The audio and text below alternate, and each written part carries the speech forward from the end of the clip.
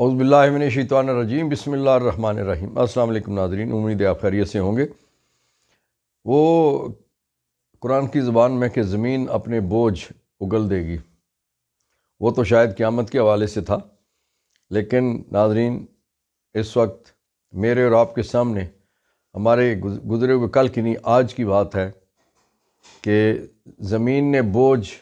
کس طرح سے اپنے راز اگل دیے، لوگوں نے اپنے راز اگل دیے۔ مولانا فضل الرحمان نے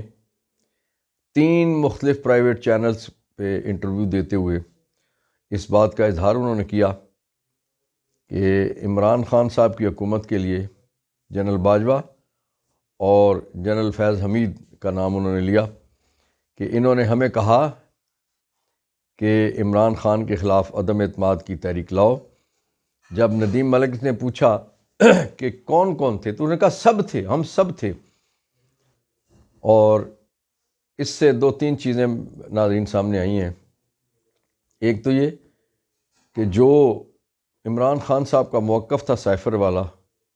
کہ سائفر کہاں سے آیا، کس کے لیے آیا، باجوہ کے لیے، اور جنرل باجوہ کے کہنے پہ پاکستان کی سیاسی جماعتیں ان کی ڈگڈگی پہ ناچی ہیں، اور انہوں نے جو کچھ بھی کیا، پھر سندھ ہاؤس میں جو کچھ انسانوں کی منڈی لگی جانوروں کی طرح، پھر عمران خان صاحب کے خلاف تحریک عدم اعتماد کامیاب ہوئی۔ ایک بات تو یہ ہے کہ یہ طے ہو گیا کہ پاکستان کی سیاسی جماعتیں جو پی ڈی ایم کی صورت میں تھیں، 13 جماعتیں، وہ دم چھلا تھیں۔ ایک اور چیز طے ہو گئی کہ عمران خان کا موقف درست تھا۔ ایک اور تیسری چیز طے ہو گئی کہ ہمارے یہاں رواج ہے کہ بڑے بڑے ناموں والے لوگ کہ جب کوئی چلا جاتا ہے تو اس کے خلاف بات کرتے، اس کی موجودگی میں بات نہیں کرتے۔ اگرچہ ایک چیز کی تصحیح آج مولانا فضل الرحمان صاحب نے کی، انہوں نے کہا جی کہ جنرل فیض حمید نہیں تھے، بلکہ ان کے بعد جو آنے والے تھے، ان کے بعد جو آنے والے آپ کو پتہ ہے کہ کون ہے اس وقت، ان کا نام انہوں نے نہیں لیا، بلکہ یہ کہا کہ ان کے بعد جو آنے والے تھے وہ تھے، کہ فیض حمید کا نام میں نے شاید غلطی سے لے لیا۔ لوگوں کا کہنا یہ ہے کہ مولانا بھی ہیں اور فضل الرحمان بھی لکھتے ہیں، ان کا کہنا یہ ہے کہ 5000 علماء اور مفتیوں اور خطباء کا میں امام ہوں، اور میری بہت بڑی انصار والی فورس بھی ہے، وردی والی، ڈنڈے والی، اور چٹے کالے ڈنڈے والی، اور پھر میں ہزاروں مساجد اور ہزاروں مدارس ہیں، اور میرے ماننے والوں کی تعداد لاکھوں کروڑوں میں ہے۔ تو یہ مولانا کو اس بات کا خیال جب جنرل باجوہ صاحب جرنیلی میں تھے اس وقت کیوں نہ آیا؟ پھر مولانا صاحب نے اپنے انٹرویو میں یہ کہا کہ نون لیگ کو دھاندلی کے ذریعے سے جتوایا گیا ہے۔ سوال پیدا ہوا کہ اگر دھاندلی کے ذریعے سے آپ کو جتوایا جاتا تو آپ نہ بولتے؟ آپ آیا کوئی سچ اگلنے پہ آئے ہیں، کوئی ایمان کی طاقت پہ، کوئی ضمیر کے زور پہ، یا دھاندلی میں حصہ نہ ملنے، یا نون لیگ کی طرف سے بے وفائی ہونے، یا شکست کے بعد آپ نے یہ سارا کچھ کیا، اس کو آپ نے ڈرامہ کیا، اس کو آپ نے قیمت بڑھانے کے لیے سارا کچھ کیا، یا کسی اور غصے میں یا کسی اور بلیک میلنگ کے تحت آپ نے یہ کسی کو دکھانے کے لیے کہ جو چیزیں آج چل رہی ہیں اس کو بھی ہم کل تشت از بام کر سکتے ہیں، اس لیے آپ نے کیا۔ لیکن ایک بات طے ہے کہ مذہبی جماعت کے رہنما ہوتے ہوئے ایک سازش کو خفیہ رکھنا، پھر حصہ نہ ملنا دھاندلی میں، ان چیزوں کو اگل دینا، یہ اگالدان کا ہی کام ہے، یہ کسی مذہبی رہنما کا کام یہ نہیں ہو سکتا۔ ناظرین، پی ٹی آئی نے آج ایک بہت دبنگ کام کیا ہے۔ اسلام آباد کے ایک پرائیویٹ ہوٹل میں پی ٹی آئی نے اپنے کچھ عہدیداران اور زیادہ تر وہ لوگ کہ جن کا الیکشن چھینا گیا، چوری ہوا، جو مینڈیٹ تھیفٹ ہوا، ان لوگوں کو اکٹھا کر کے تو انٹرنیشنل میڈیا کے سامنے پریس کانفرنس کی، اور مینڈیٹ چوری ہونے کی تفصیلات سکرین پر بھی دکھائی گئی، اور ان کے لنک بھی دیے گئے، اور کاپیاں بھی لوگوں میں تقسیم کی گئیں۔ انٹرنیشنل میڈیا حیران رہ گیا یہ ساری چیزیں دیکھ کے، اور یہ پاکستان کی تاریخ میں شاید اس سے پہلے کبھی ایسا نہیں ہوا کہ اس بڑی تعداد میں لوگوں کو ایک جگہ بٹھا کے، جن کا الیکشن چوری ہوا، جن کا الیکشن چھینا گیا، جن کا الیکشن ڈاکہ زنی کے ذریعے سے ان سے لے لیا گیا، کہ وہ اکٹھے ہوئے اور انہوں نے اپنے ساتھ ہونے والی زیادتیوں کا ذکر کیا۔ ناظرین، جو اس وقت کی صورتحال ہے وہ یہ ہے کہ جو نگران ہیں وہ کہتے ہیں نا، فلاں کی دم پہ پاؤں آیا تو وہ چیخا۔ جب ان کی دم پہ پاؤں آیا ہے تو وہ چیخ رہے ہیں۔ کہ پہلے کاکڑ صاحب نے یہ کہا تھا کہ جناب یہ الیکشن تو بڑے فیئر ہے، الیکشن تو بہت ہی شفاف ہوئے ہیں، تو یہ ان کو تو کچھ نہیں کہا جا سکتا۔ آج ایک بلوچستان کے وزیر اطلاعات ہیں جان اچکزئی، انہوں نے یہ کہا کہ پی ٹی آئی کے پاس تو فارم 45 کا ثبوت ہی موجود نہیں ہے، اور پی ٹی آئی ملک کو اور ریاست کو مستحکم کرنے کے لیے وہ انٹرنیشنل میڈیا کے ہاتھوں میں کھیل رہی ہے، اور یہ کر رہی ہے اور وہ کر رہی ہے، فضولیات قسم کی یاوہ گوئی انہوں نے کی ہے۔ جان اچکزئی صاحب کو یہ شرم آنی چاہیے اور یہ عقل انہیں ہونی چاہیے، بات کرنے کا سلیقہ اور طریقہ ان کے پاس ہونا چاہیے کہ صرف پی ٹی آئی یہ بات نہیں کہہ رہی، یہ بات جی ڈی اے بھی کہہ رہی ہے سندھ میں، یہ بات جماعت اسلامی پورے پاکستان میں کہہ رہی ہے، یہ بات تحریک لبیک کہہ رہی ہے، یہ بات بلوچ قوم پرست جماعتیں کہہ رہی ہیں،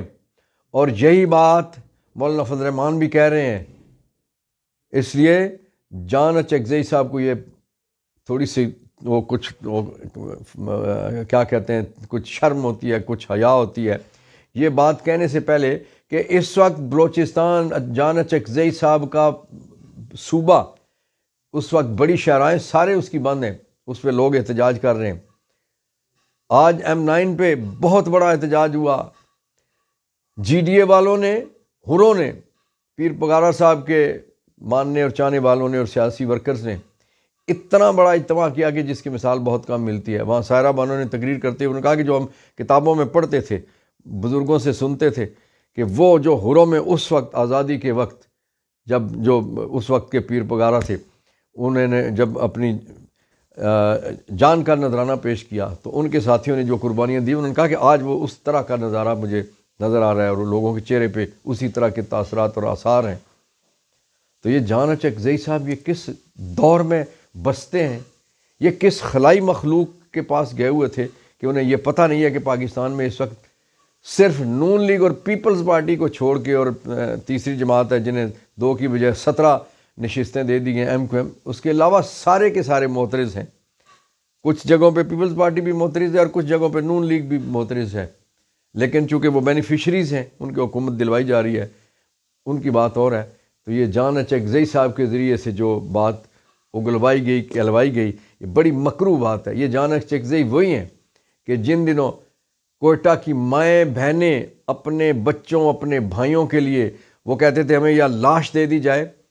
یا ان کا پتہ بتا دیا جائے، یا ان کے جیل کے حوالے سے بتا دیا جائے۔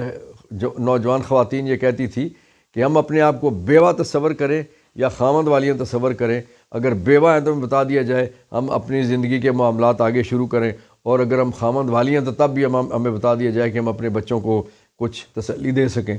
تو اس وقت جان اچکزئی یہ کہتے تھے کہ یہ سازشی لوگ ہیں، یہ دہشت گرد لوگ ہیں، یہ دہشت گردوں کے اعلی کار ہیں۔ وہ معصوم ہماری مائیں بہنیں بچیاں جو دسمبر کی سردی میں اور جنوری کی سردی میں اتنے لمبے عرصے تک نیشنل پریس کلب اسلام آباد کے سامنے دھرنا دیے بیٹھے رہے، تو ان کو شرم نہیں آئی کہ انہوں نے اپنی ماں بہنوں بیٹیوں کے سروں پہ جا کے تو کوئی تسلی کا ہاتھ ہی پھیر دیتے۔ لیکن کیا ہے کہ نوکری بہت عزیز ہے، اس نوکری اور اس چاکری کے لیے، 4 ٹکے کی چاکری کے لیے جو گفتگو استعمال کی جا رہی ہے پاکستان کی عوام الناس کے حوالے سے، بڑی مکروہ بات ہے۔ ناظرین، چیئرمین عمران خان صاحب سے علی محمد خان صاحب کی جیل میں ملاقات ہوئی، اور خان صاحب کا پیغام لے کے، جو عمران خان صاحب کا پیغام جو علی محمد خان صاحب نے قوم کے نام خان صاحب نے دیا، وہ پیغام یہ ہے کہ انہوں نے سب سے بڑی جو بات کی ہے کہ انہوں نے کہا کہ ہم اقتدار ملنے کے بعد فتح مکہ کا ماڈل اپنائیں گے، انتقام نہیں لیں گے۔ یہ بہت بڑی، یہ اس سے پہلے جو بہت ساری جگہوں پہ جو خوف تھا وہ یہ تھا کہ انتقام لیا جائے گا۔ عمران خان صاحب نے آج بہت خوبصورت بات کا اعلان کیا ہے، جس کی وجہ سے بے شمار جگہوں سے خوف جو ہے اب ہٹ جانے چاہیے کہ عمران کا راستہ نہ روکا جائے۔ اگر وہ آیا تو وہ انتقام نہیں لے گا۔ وہ تو رول آف لاء کی بات کرتے ہیں کہ اگر کوئی آئینی قانونی طور پہ زیادتی ہوگی تو اس کا تو پوچھ گچھ ہونی چاہیے، لیکن انتقام، سیاسی انتقام کسی سے نہیں لیا جائے گا۔ مزید عمران خان صاحب کا یہ پیغام آیا کہ وہ اقتدار کی خاطر نظریے کی قربانی کسی طور نہیں دیں گے۔ پیپلز پارٹی اور نون لیگ کے ساتھ انہوں نے کیٹیگوریکلی کہہ دیا کہ ان کے ساتھ نہیں بیٹھا جا سکتا، کیونکہ ان کے ساتھ بیٹھنے سے مراد یہ، انہی کے خلاف تو لوگوں نے ہمیں ووٹ دیا ہے، ان کے ساتھ اگر بیٹھیں تو اس سے مراد یہ ہے کہ ہم نے نظریے کی قربانی دے دی ہے۔ ناظرین، جیسے میں نے جان چکزئی کی بات کی، نگران وزیر اطلاعات صوبائی، اسی طرح سے آج یہ نگران کر کے آ رہے ہیں۔ میں آپ کو یہ بتانا چاہ رہا ہوں کہ یہ نگران ہیں یا یہ کیا، کس قسم کے جن ہیں۔ ڈپٹی کمشنر اسلام آباد نے، آپ کو پتہ ہے نا کہ پی ٹی آئی نے اعلان کیا تھا کہ ہفتے والے دن وہ ملک بھر میں احتجاج کریں گے۔ اس حوالے سے ڈپٹی کمشنر اسلام آباد کو درخواست دی گئی کہ آپ ہمیں احتجاج کی اجازت دیجیے، تو ڈی سی اسلام آباد نے یہ احتجاج کی اجازت نہیں دی اور درخواست مسترد کر دی۔ ناظرین، آپ کو میں بتانا چاہوں، آپ کو یاد دلانا چاہوں کہ یہ اسلام آباد وہی ہے کہ جس میں پوری پی ڈی ایم وہ مسلح ہو کے جتھوں کے ساتھ لٹھ لے کے اور ڈانگیں لے کے اور اسلحہ لے کے جو باڈی گارڈ سمیت آئے، پوری قیادت۔ اس میں کون نہیں تھا؟ بلاول بھی تھا، شہباز بھی تھا، مولانا بھی تھے، اس میں اے این پی بھی تھی، ایم کیو ایم بھی تھی، اس میں مریم بھی تھی، اور یہ سارے کے سارے وہاں پہ موجود تھے، اور انہوں نے سپریم کورٹ پہ چڑھائی رکھی، تذلیل کی، ججوں کے نام لے کے ان کو گالیاں دی، اور سپریم کورٹ کے ادارے کی تذلیل کی، اور سپریم کورٹ کا جو ججز کی انٹری کا گیٹ تھا اسے بند رکھا۔ کوئی پرچہ نہیں ہوا، کوئی کسی کے کان پہ جوں تک نہیں رینگی، وہ سارا غیر آئینی غیر قانونی کام ہو رہا تھا۔ لیکن اس وقت وہ دفعہ 144 کی آڑ میں جو لوگ اپنے حق کے لیے، کروڑوں لوگ اور کروڑوں لوگوں کے نمائندے جو اپنے حق کے لیے، آئینی اور قانونی حق کے لیے جو ڈاکہ زنی، اس ڈاکہ زنی کے حوالے سے جو احتجاج کرنا چاہتے، اس جائز احتجاج کو بھی کرنے کی اجازت نہیں دی جا رہی۔ یہ یاد رکھنا چاہیے ان کو کہ اگر اس طرح کے معاملات کریں گے تو جو حکومت آنے والی، ظاہر ہے اس وقت شہباز شریف کروا رہا ہے، نواز شریف کروا رہا ہے، مریم کروا رہی ہے، زرداری کروا رہا ہے، تو یہ آپ کا ٹائم پٹاس ہو جانا یاد رکھنا ہے آپ کو اقتدار ملنے سے پہلے۔ اس کی وجہ یہ ہے کہ آپ کی سازشیں پکڑی جا چکی ہیں، آپ کی سازشوں کے حوالے سے گواہی آپ کے گھر سے آ گئی ہے، اعتراف جرم آ گیا ہے مولانا فضل الرحمان صاحب کے بیان کی صورت میں۔ اس لیے ایک حد تک جائیں۔ ناظرین، سپریم کورٹ آف پاکستان میں ایک پٹیشن آئی ہے، محمد علی نامی کوئی درخواست گزار ہے، ان نون آدمی ہے، کہ اس نے کہا کہ یہ الیکشن جو ہو گئے ہیں یہ تو درست الیکشن نہیں ہے، تو ان الیکشن کو سیٹ اسائڈ کیا جائے، مسترد کیا جائے ان کو، اور نئے الیکشن کے لیے قوم نئے الیکشن کی طرف جائے۔ ناظرین، اس پہ چیف جسٹس آف پاکستان نے 3 رکنی بینچ بنا دیا ہے، اور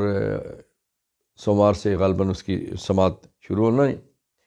اب خدشہ یہ ظاہر کیا جا رہا ہے کہ اس جو پہلے یعنی چور جو اس وقت سیٹ اپ بیٹھا ہوا ہے، جو زائد المیعاد غیر قانونی سیٹ اپ بیٹھا ہوا ہے نگرانوں کا، کہ شاید اس کو طوالت دینے کے لیے کوشش کی جا رہی ہے۔ شاید جو پی ٹی آئی کی اس وقت اکثریت آئی ہوئی ہے کہ سال 2 سال یا 4 سال یا 6 سال جو بھی عرصہ ہو سکتا ہے، کچھ اور اس میں گزار لیا جائے، اور انہی جو بیٹھے ہوئے چور چکار ہیں ان کے ذریعے سے، جو زائد المیعاد بیٹھے ہوئے غیر قانونی بیٹھے ہوئے ہیں، ان کے ذریعے سے یا کوئی نیا سیٹ اپ اسی قسم کا عبوری کچھ اور لایا جائے اور گزارا کر لیا جائے۔ اس قسم کی سازش کی بو آ رہی ہے۔ لیکن یاد رکھنے والی بات یہ ہے کہ اب پوری قوم متحد ہو چکی ہے۔ کس کے خلاف؟ جبر کے خلاف۔ کس کے خلاف؟ ظلم کے خلاف۔ کس کے خلاف؟ ناانصافی کے خلاف۔ کس کے خلاف؟ مینڈیٹ چوری کے خلاف۔ اس لیے اب کوئی اس طرح کی چیزوں کو نہ ماننے کے لیے تیار ہے، نہ سننے کے لیے تیار ہے، نہ تسلیم کرنے کے لیے تیار ہے۔ جو کسی قابل ہیں، جن کی بات چلتی ہے، جن کی قلم چلتی ہے، جن کے فیصلے چلتے ہیں، خدا را ریاست کے حق میں اپنی قلم چلائیے، ریاست کے حق میں اپنے فیصلے کیجیے، ریاست کے حق میں اپنے احکامات دیجیے، اس سے پہلے کہ بہت ساری دیر ہو جائے۔ ناظرین، آخر میں فلسطینیوں کے لیے دعا کہ اللہ ان کی مشکلات میں آسانیاں پیدا کرے۔ روزانہ کی طرح آج بھی شہادتیں ہو رہی ہیں، اور خاص طور پہ اب رفح پہ چڑھائی کے لیے اسرائیلی فوج فضائی بھی اور بری بھی وہ تیاری کر رہی ہے۔ اللہ انہیں ہمت نہ دے، اور اللہ ہمارے حکمرانوں کو ہمت دے کہ وہ حق سچ کا ساتھ دے سکیں۔ ناظرین، بہت شکریہ آپ لوگوں نے، جن دوستوں نے ہمارا چینل سبسکرائب کیا، جو روزانہ کمنٹس کی صورت میں ہماری حوصلہ افزائی کرتے ہیں، جس طرح سے ہمارے